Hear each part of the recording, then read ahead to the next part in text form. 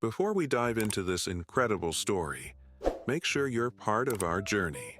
Hit that subscribe button, turn on notifications, and get ready for a story that will leave you thinking. And if you love inspiring tales, a like goes a long way. We have more mediagenic cases right now. These cold words shattered a 9-year-old's last dream. The hospital room fell silent, save for the steady beep of monitors counting heartbeats that were running out. The boy's mother crumpled the denial letter, her knuckles white against the sterile hospital sheets. Room 307 of St. Mary's Children's Oncology Ward was like all the others, antiseptic, impersonal, with walls too thin to contain despair. Outside, December snow fell silently on a world Mikey would never play in again. His thin fingers traced the edge of the worn John Wick poster he'd taped beside his bed, his hero's face watching over him through nights of pain. The coordinator had left, her designer shoes clicking a retreat down the hallway. What she couldn't know was that 3,000 miles away, a handwritten letter was being opened by a man who never forgot what it meant to be invisible. Keanu Reeves read the smudged words, written by a tired nurse who couldn't bear to watch another child die with broken dreams. If this moment made you feel something, imagine what's coming next. Hit that like button and stay with us. Subscribe now. Mikey's diagnosis had come 18 months ago. Stage 4 neuroblastoma with a prognosis that made doctors lower their voices and his mother cry in bathroom stalls. Through surgeries, radiation, and experimental treatments that made his small body shake with pain, he had found refuge in action movies. John Wick became his shield against fear, not because John was invincible, but because he kept fighting even when the world had taken everything. "Mom, can we watch the pencil scene again?" Mikey asked, his voice thin but determined.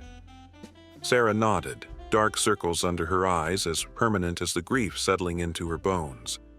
She pressed play on the tablet, watching her son's eyes light up with the only joy left to him. When the Make-A-Wish coordinator had first visited, Mikey hadn't hesitated. "I want to meet Keanu Reeves. Not for pictures or autographs.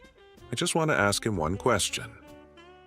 The Wish coordinator, Vanessa Phillips, had nodded sympathetically while typing notes on her tablet.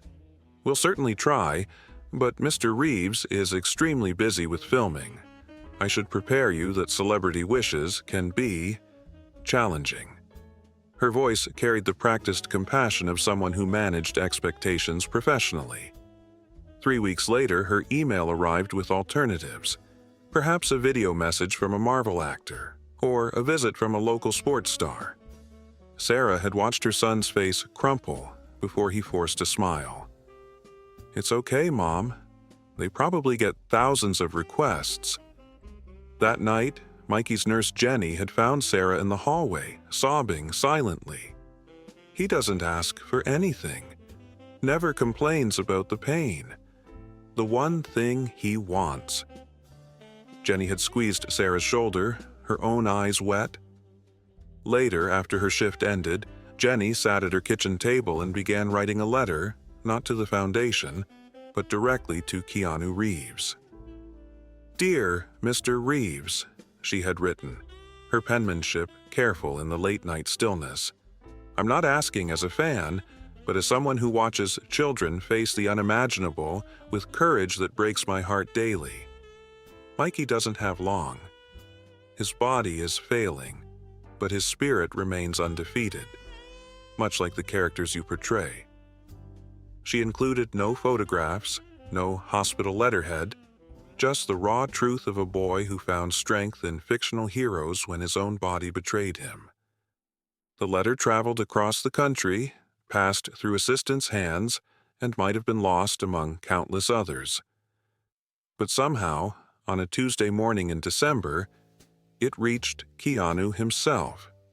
He sat in his trailer between scenes, coffee cooling as he read Jenny's words once, then twice. Outside, a film crew waited. schedules tightened by weather delays and production demands. His phone buzzed with messages he ignored as he stared at the letter, seeing not words but the face of a boy he'd never met. Things are about to take a turn. Don't miss what happens next. Subscribe, like our video, and keep watching.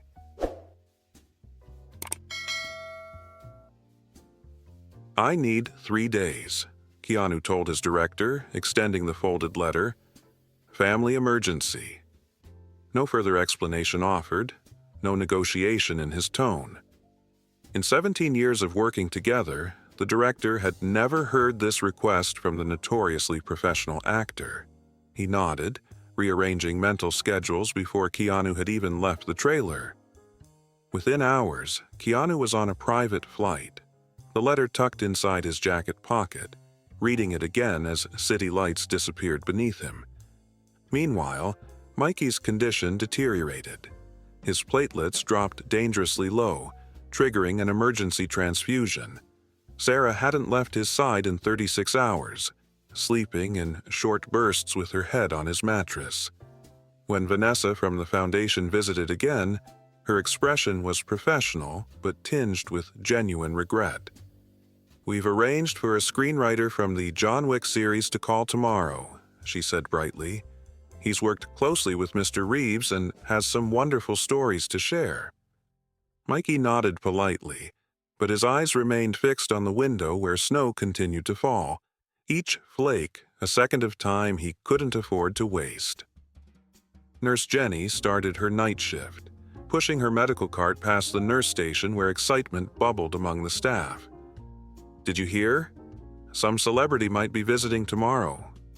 PR called down with security protocols."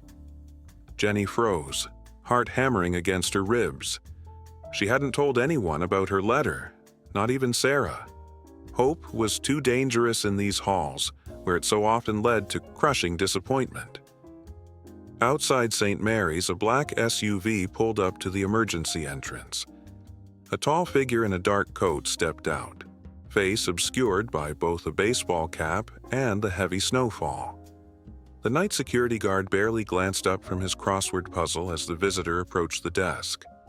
"I'm here to see Michael Sanderson," came the quiet voice. "I'm his uncle, from out of town." The guard pushed the visitor log across the counter. "ID and sign in here. Room 307, but visiting hours end at 8. The visitor signed K. Reeves in neat, precise letters, then headed for the elevator, shoulders hunched against both the cold and the possibility of recognition. In his pocket was a small, carefully wrapped package, light as air but heavy with meaning. Sarah had finally succumbed to exhaustion, her head resting on her arms at the edge of Mikey's bed. The boy was awake, watching his mother sleep while pain medication blurred the edges of his consciousness. The room's silence was punctuated only by the rhythmic beeping of monitors and the soft hiss of oxygen. When a gentle knock sounded at the door, Mikey assumed it was Jenny with his evening medications. "Come in," he whispered, careful not to wake his mother. The door opened slowly, revealing not Jenny's familiar scrubs but a tall figure in dark clothing. Mikey blinked, confusion giving way to disbelief as the visitor removed his cap. The face that had watched over him from countless posters and movie screens was suddenly impossibly real. "Hey," Keanu said softly, his voice exactly as Mikey had imagined it. "I'm looking for Mikey. I heard he had a question for me." The boy's eyes widened, his pale face illuminated by a joy so pure it seemed to physically brighten the dim room. His thin hand trembled as he reached for his mother's arm, gently shaking her awake. "Mom," he whispered, voice quivering with emotion. "Mom, John Wick is here. This story is only getting deeper. What would you do in this situation? Comment below, and let's talk." Sarah jerked awake, disoriented from too little sleep and too much worry. Her confusion turned to shock as she registered the man standing in her son's hospital room. For a moment, she thought the medication had somehow affected her too. that grief and exhaustion had conjured this hallucination. But Mikey's face, alight with wonder, told her this was real. "Mr. Reeves," she stammered, automatically smoothing her rumpled clothes.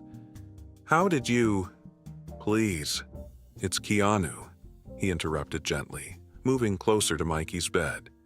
His eyes, warm and solemn, took in the medical equipment, the movie posters, the evidence of long suffering in this sterile room.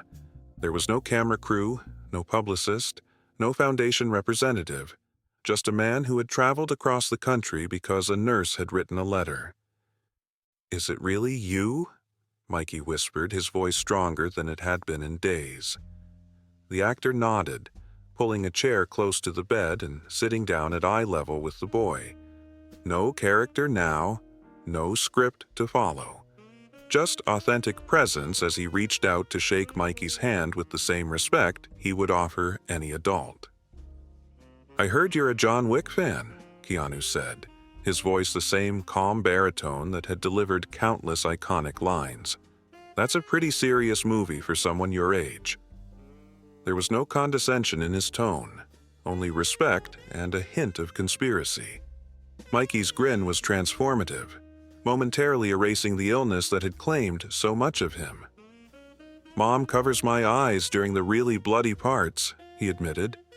"But I like that John never gives up, even when everyone thinks he should." Sarah watched, tears streaming silently down her face as the actor nodded thoughtfully. "You know, that's exactly what the character is about. Not the fighting, but continuing even when it seems impossible." His eyes met Sarah's briefly, acknowledging the parallel that hung unspoken in the air. "They told me you had a question," Keanu continued, leaning forward slightly. "Something important you wanted to ask me." The room seemed to hold its breath, the constant hum of medical equipment fading away as Mikey gathered his courage. This moment, impossible just hours ago, was suddenly precious reality. "Is it scary?" Mikey asked finally, his voice small but steady. "When John knows he might not win, but he fights anyway. Are you scared when you play that part?" The simplicity of the question hung in the air, its depth belying the child who asked it. Keanu was silent for several moments, his expression thoughtful rather than performative. When he finally spoke, it wasn't with a celebrity's practiced answer, but with raw honesty. "Yes," he said softly, "it's terrifying. Not the stunts or the physical stuff. It's scary to keep going when you don't know if you can win." He reached out, hesitated, then gently took Mikey's thin hand in his. "But you know something? Real courage isn't about not being scared.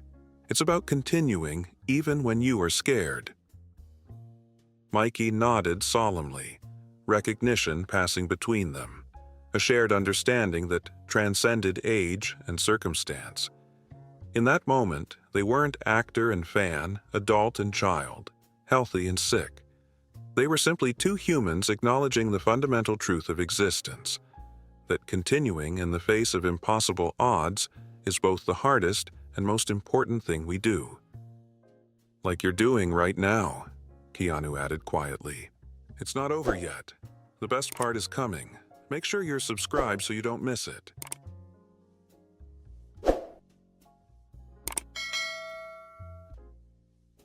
The small hospital room transformed that night. Not physically. The walls remained institutional beige. The equipment still beeped and hummed. The snow still fell outside darkened windows. But within its confines, something profound had changed. For 3 hours, Keanu sat beside Mikey's bed, sharing stories from film sets, listening to the boy's thoughts on movie scenes, and sometimes simply being present in companionable silence. When Nurse Jenny arrived with evening medications, she froze in the doorway, clipboard clutched to her chest. Her letter, written on ordinary paper with an ordinary pen, mailed with ordinary stamps, had done the extraordinary. The actor acknowledged her with a nod and gentle smile that carried his understanding of her role in bringing him here. "Mr. Reeves can stay as long as he wants," she managed to say, professional composure barely containing her emotion as she administered Mikey's medicine. Later, in the hallway, Sarah caught her hands. "How did you—" Jenny shook her head, eyes shining. "Some things just need to be written down and sent into the world." As midnight approached, Mikey's eyelids grew heavy, his body finally surrendering to needed rest despite his determined fight to stay awake. "You should sleep," Keanu told him gently. "I have something for you." From his pocket, he withdrew the small package wrapped in simple black paper.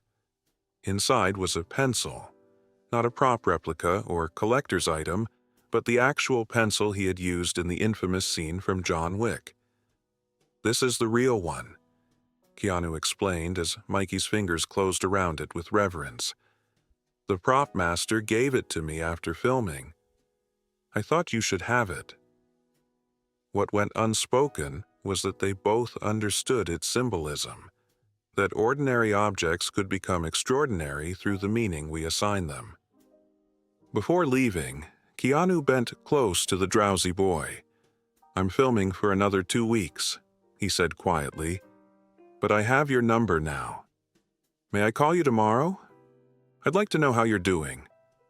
Mikey nodded, joy transcending exhaustion as the actor carefully tucked the blanket around him. Not as a celebrity performing kindness, but as one human caring for another. Keanu called the next day, and the day after that. Sometimes they spoke for minutes, sometimes for an hour. No cameras recorded these conversations. No publicist issued press releases. In the hushed world of Room 307, time was measured differently now, not in treatments and prognoses, but in pencil twirls and shared jokes. When Mikey passed away 2 weeks later, he did so holding his mother's hand with the pencil from John Wick resting on his bedside table. At the small private funeral, attendees were surprised by the tall, solemn figure standing quietly at the back. Cap pulled low, but presence unmistakable. He spoke to no one except Sarah, their brief conversation too private for others to hear.